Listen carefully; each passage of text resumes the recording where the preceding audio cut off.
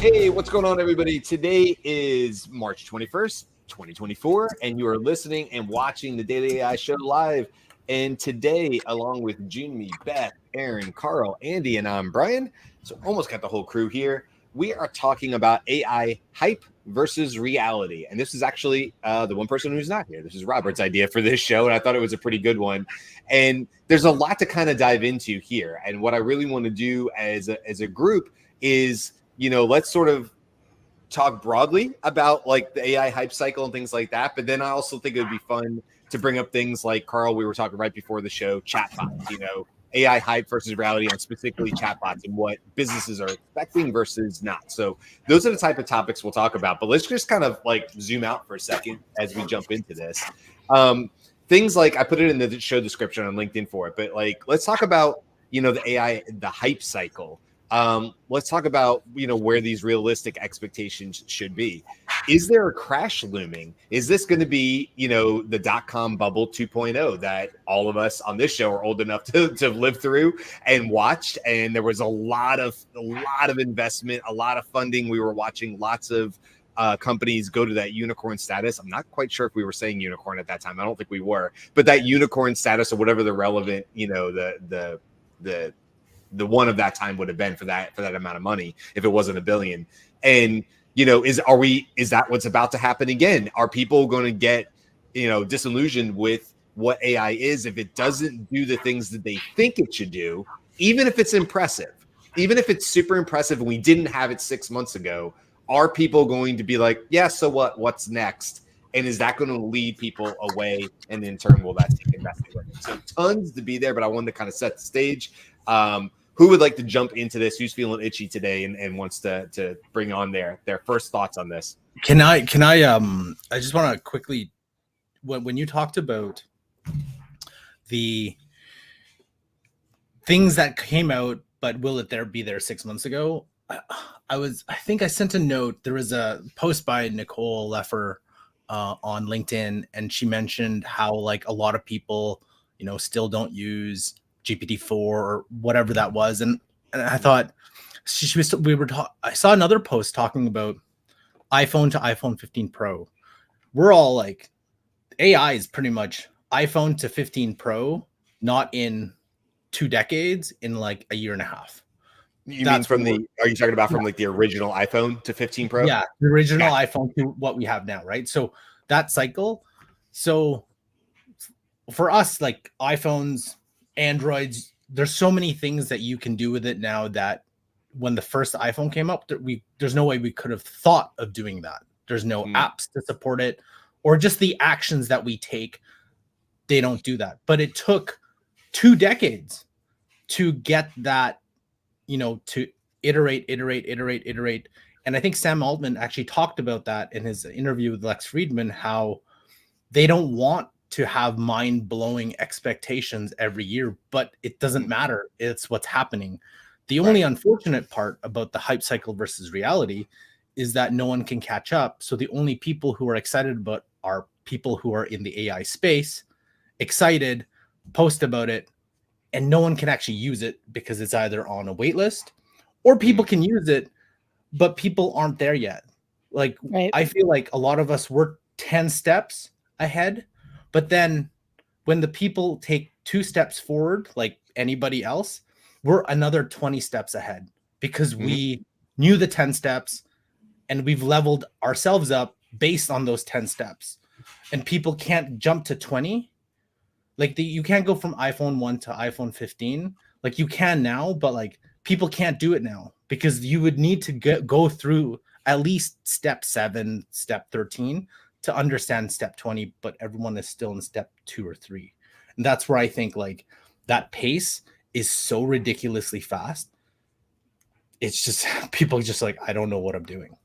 Do you think it's detrimental, Carl, to like, do you think the pace of AI development right now, because it is, well, we would all, the 6 of us would all agree that it's blazingly fast. Now it's hard for me to take that hat off and put on a hat of somebody who's not paying attention to this.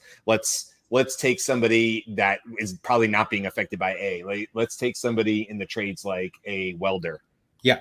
If you go to work every day and you make good money and you're a high quality welder, are you Are you thinking about how AI is going to impact your business? Okay.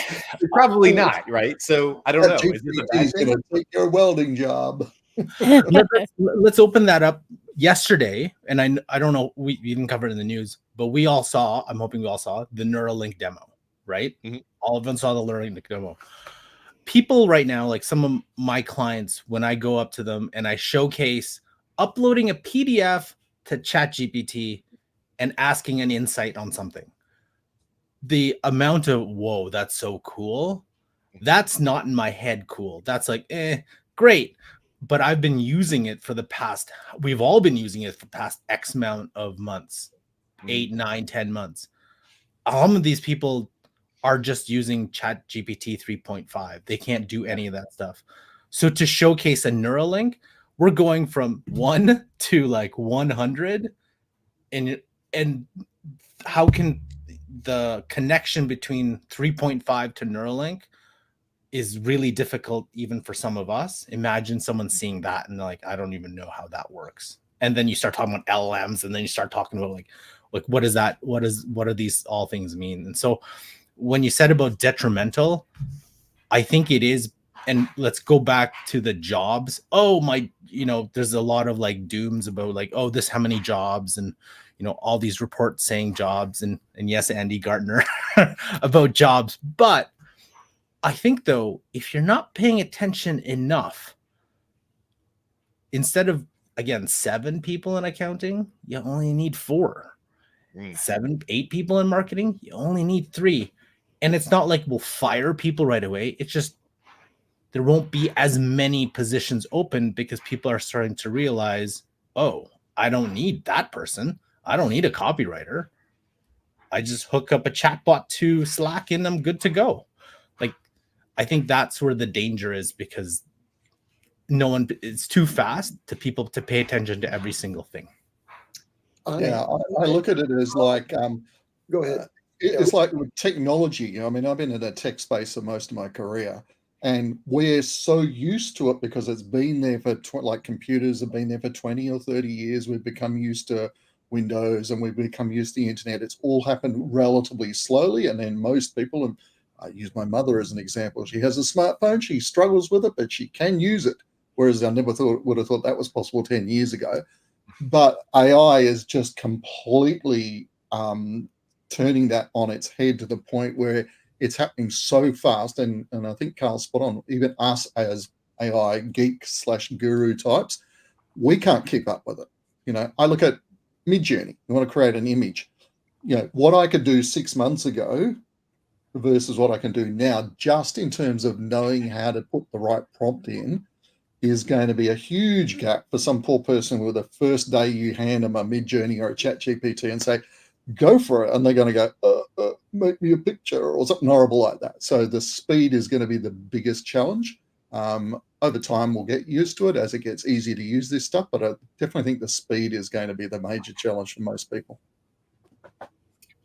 I want to say, Carl, that you captured the struggle that we have experienced directly, and most people are inured to, because they're not diving in and trying to understand and keep up with the rapidly advancing capabilities of AI. So there is, for most people out there in the world, there's no hype really, other than there's something happening over in some distant corner. The welder isn't thinking about AI. But a counterpoint to the whole problem of keeping up with all of that is that AI is advancing to the point where you won't need to understand the sort of the behind the scenes fundamentals that we've learned over the course of the last year in order to be able to articulate AI against certain business problems, or in imagining and developing new capabilities using artificial intelligence. Because agents like Devin, which was just released, are going to have self-directed capabilities. And when you have an assistant in 2026, like if you just ignored all of this hype and you just waited around for AI to get the training it needs, for there to be an assistant which you could talk to like another human and had agency and action, capabilities in the world. That's going to make it so that there's a huge transformation about what can be done by people who have never even bothered to try to keep up with the fire hose of flow. And as an example of that fire hose, I can't keep up with the proliferation of small applications, whether they be wrappers around one of the large language models, or they're really brand new, developments using AI that don't depend on an existing large language model, except in some small way, and actually develop new capabilities around it. How do you make sense about literally thousands of things that are being put out into the marketplace, many of which will die just for the inability of humans to pay attention to them in sufficient numbers that they actually get a sufficient market to be able to be sustained? Mm-hmm. So right. All of that's I think that's all going to end up getting wiped out to large degree. Even all the thousands of GPTs, custom GPTs in OpenAI's marketplace, all of those are going to be seconded by the emergence of really capable AIs that can go do those things for you just through your natural language conversation. That's the magic of AI, and that's not hype. That's right. That's happening, and there's a reality that people have to address here. And I'm just, my counterpoint to you, Carl, just I don't know that it's really that important that you pay attention just because AI is going to come around the corner and be able to solve that problem for you.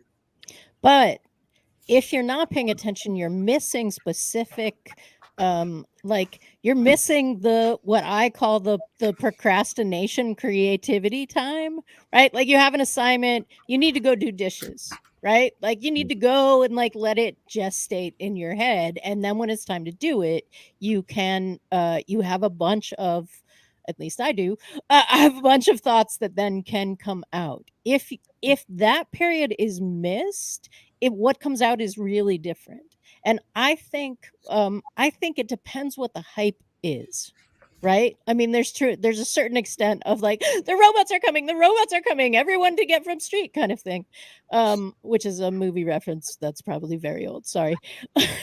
Hope Jumbi enjoyed it. That is hype, right? They're not coming. We don't have to get from the streets in that context. Are robots coming as a concept, as a utility? We know yes. And if you didn't hear it, go back to Monday, I think, when we talked about it. Like that kind of stuff. It is there a giant sea change coming to the future of work? Yes. Right? That's not hype. What we predict is going to happen with that can be hype in the flavors in which it's predicted and the ways it's communicated. So it's like, what do we mean by hype? Are we at the beginning of a really huge change? Yes, that's not hype. Yeah. Well, I was going to say, I love just on that point real quick, Beth. I mean, you made me think of, I love the way you just said that. Like I had a 3-hour session with a new client last week. And it was awesome. It was me and the CEO. That person had been running that company for many years. When we started the conversation, that person said, forgive me. You said custom GPT. I don't know what that is. Over the course of 3 hours, I not only taught him how to write better prompts, but then I showed him how to take those better prompts and create a foundation for custom GPTs. At the end of the 3 hours, we were writing his first custom GPT to solve one of his pain points for you. Now, the reason I mentioned that, first of all, that happened in a 3-hour period, right? Is because he said what you kind of said, Beth, which is that I knew at the end of that 3 hours that for him, it had expanded his mind of possibilities for his business so much that it was almost like we were pushing the walls. We were breaking things, right? And so he said it, and we joked about it. I said, "You're going to need all weekend, aren't you, to like just sit and think about this and these use cases?" He said, "I'm going to need more than a weekend." He's like, "You've ruined my weekend. All I'm going to be thinking about are the solutions that I can now create for my business." And he started rattling things off. Now, we have all had the pleasure, the honor of being in many of those conversations with clients. And it gives me goosebumps now, because there is nothing cooler than watching somebody get it, click, and be highly intelligent in their own right in what they're doing, and start connecting the dots for them on how AI is going to do it. But you're right, Beth. Had I called him the next day and said, "What do you think?" He'd be like, I don't know what to think. I mean, like, there was so much. There was like, and I get that. I'm taking months, over a year now, of my knowledge and trying to impart it in a 3-hour, and it stresses the system. And so we have people like him who were so willing and felt so lucky that he ended up having the time together, that we were able to work one-on-one together. And I agree with him. He said, "I feel so lucky." There were supposed to be other people in the group, and they had to bail and move on to an April session. So we ended up having a one-on-one, and he said, I feel super lucky that this worked out the way it did. I said, "Yeah, sure.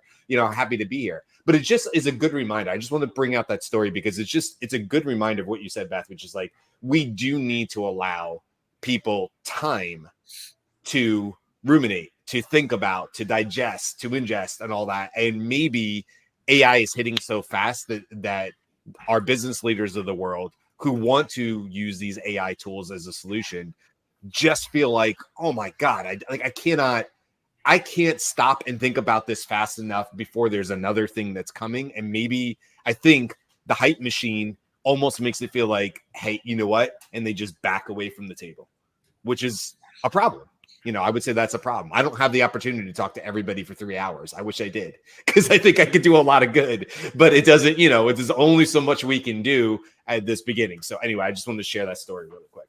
Hey, I think all of us, well, all 7, including Rob, who's not there, I think we've all been lucky in that we've got in on this early, and we've had time to absorb this stuff and process it.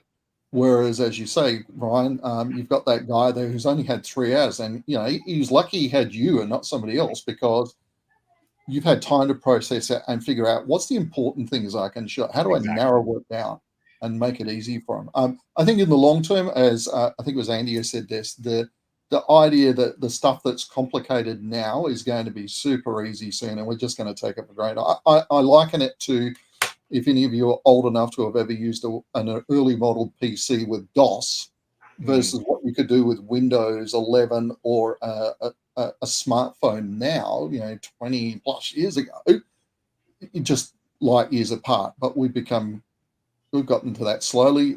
I think the biggest hype factor is going to be mostly people trying to sell stuff the magic AI bot. I think that's going to be a bit of an issue, and probably already is for some people.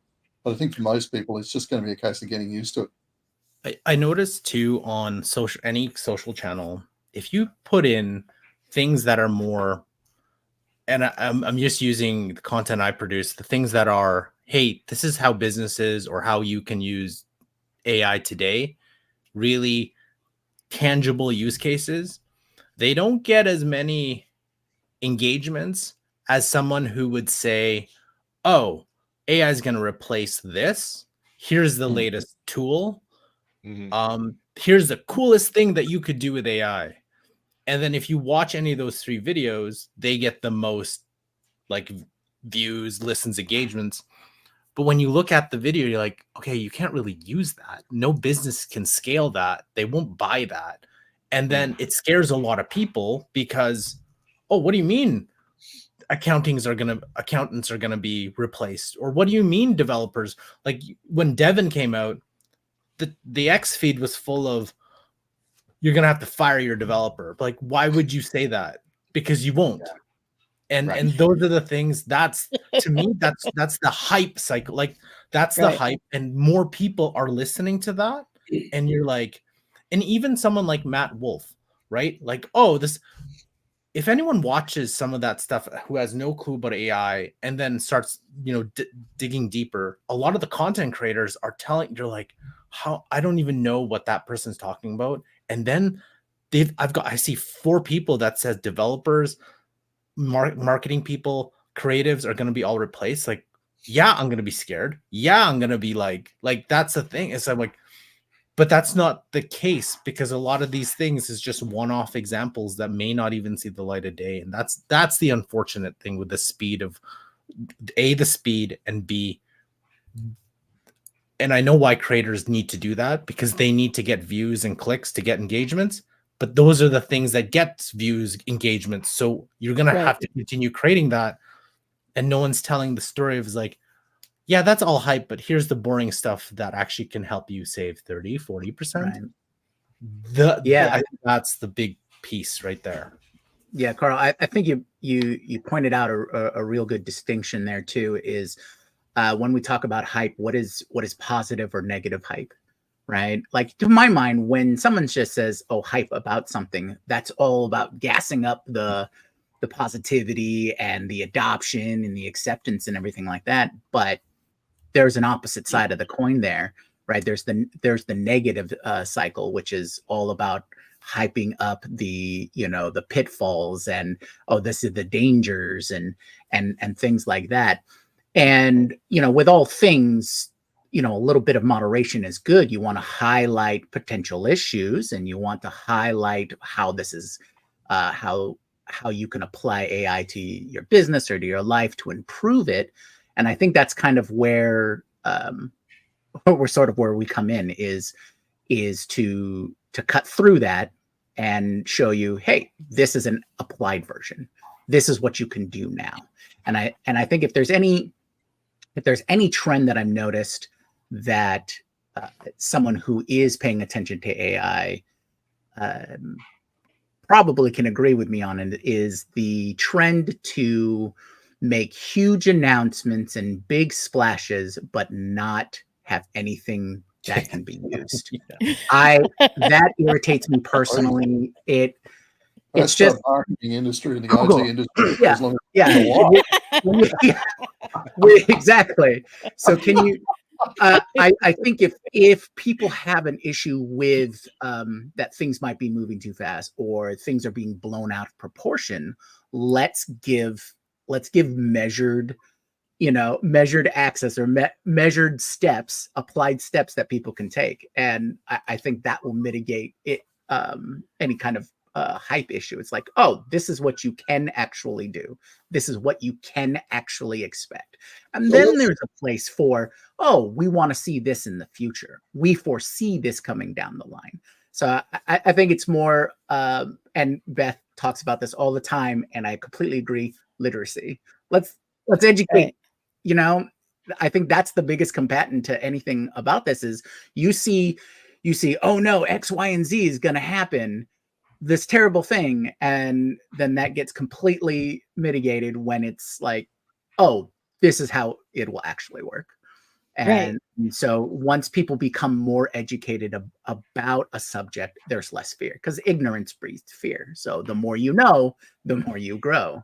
And it's interesting to see what is being hyped and what isn't, right? There is another hype story about the supply chain of the chips used, of the GPU chips, right? Like, that is a story that is hype. Like, it's a Python kind of thing. There's like intrigue and all kinds of stuff about, like, there's a limited resource and how people are engaged in obtaining the limited resource, and is it a safe limited resource, all that kind of stuff. Not like it's going to blow up your house, but like is there redundancy in the system that if one part of the resource went away, that it would be fine. Like, there's that kind of stuff. That hype story does not get told very often, and when it gets told, it does not become a hype. I find that really interesting, and I think that's because on the back end, there's no way to expand the monetization of that supply chain right now. I'd like to provide two examples. One where AI news and hype has not, resulted in meeting expectations, and one where I think it's exceeded expectations. So on the exceeded expectations, I'm going to call out video editing and the impact of AI on the sort of creative market out there. Video editing, video generation has gone way beyond what I expected it would be, even given the hype. So it's just astounding to me what you can do with that. So there's hype met with reality, right? Video editing and video generation totally, I think, meets the expectations. On the other side, there's really great concern about the impact of generative AI on the education marketplace and on students.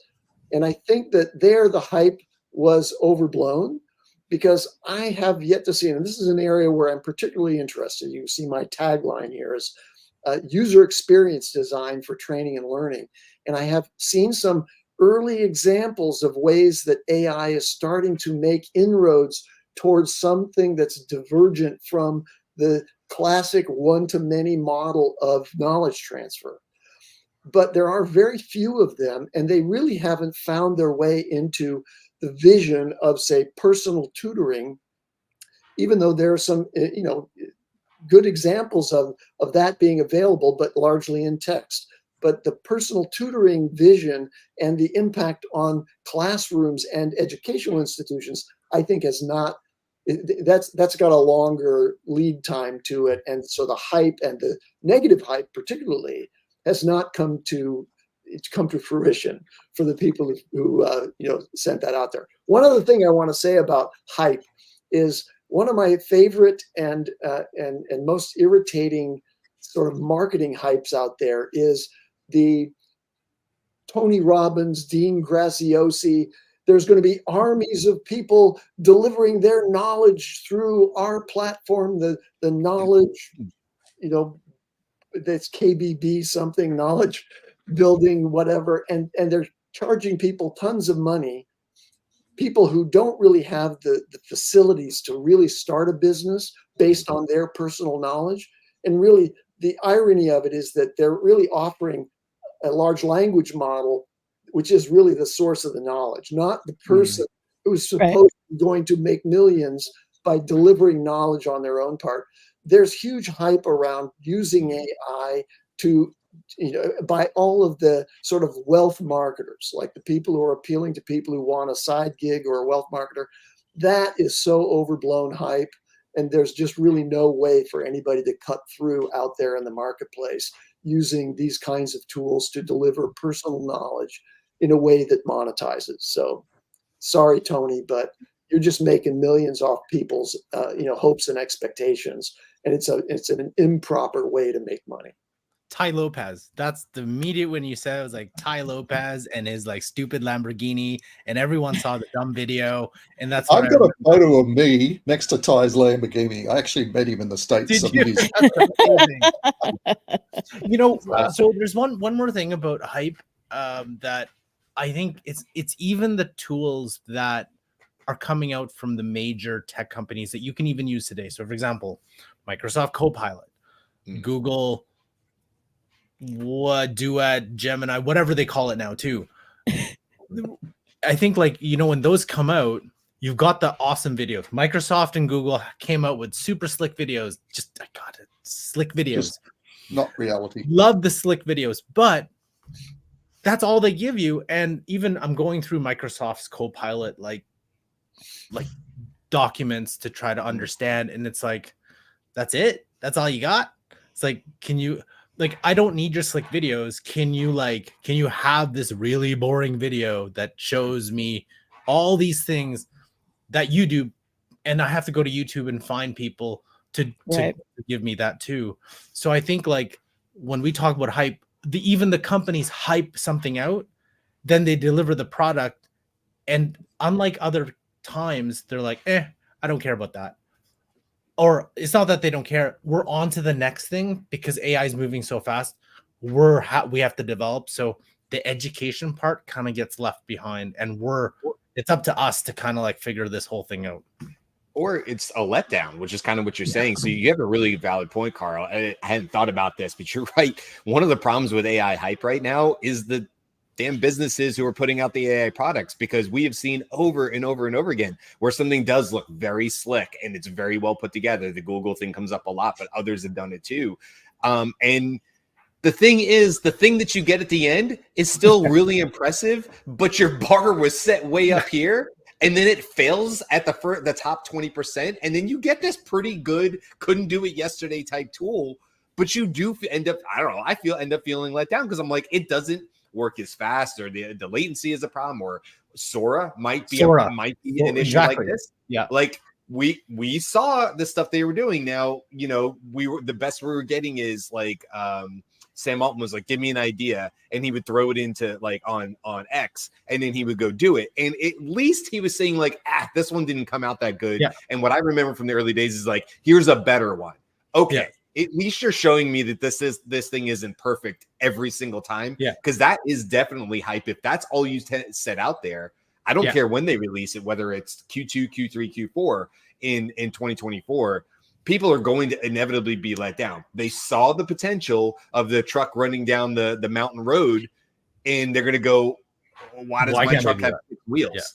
Yeah. I don't get it. Like, I saw what am I doing wrong? And there is a bit of that letdown. I think a solid point is like part of the problem of this hype cycle are the businesses themselves who probably, we know Google does, we believe Google does, we're not inside Google, are feeling so much pressure to produce something that is out of this world extraordinary. And the reality is it just needs to be 20% better than whatever's currently on the market and usable today.